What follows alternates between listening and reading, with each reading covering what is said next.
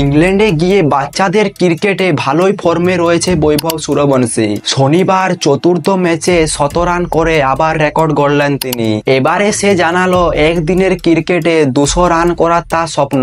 তার ওই অনুপ্রেরণা শুভমন গিলের ওই ২০০ রানের ইনিংস দেখে। গত বৃহস্পতিবার ইংল্যান্ডে টেস্ট সিরিজ খেলা দেখতে গিয়েছিল বৈভব সূর্যবংশী। চোখের সামনে শুভমন গিলের ২০০ রান দেখেছিল বৈভব। তারপরে বোর্ডে জানিয়েছিল ভবিষ্যতে সে লাল বলে ক্রিকেট খেলতে চায়। তবে সাদা বলে রেকর্ড গড়ার পর বৈভব থামছে না, আরো বেশি রেকর্ড গড়ার লক্ষ্য তার। ভারতীয় বোর্ডের পোস্ট করা একটি ভিডিওতে তিনি বলেছেন, শুভমন গিলের থেকে আমি অনেক অনুপ্রেরণা পেয়েছি, কারণ চোখের সামনে ওর খেলা দেখেছি। ১০০ ও ২০০ রান করার পরও তিনি হাল ছাড়েননি, নিজের ইনিংস আরো এগিয়ে নিয়ে গিয়েছে। বৈভব আরো বলেছেন, আমি চেষ্টা করব পরের ম্যাচে যেন ২০০ রান করতে পারি। পুরো ৫০ ওভার ভালো খেলার চেষ্টা করব।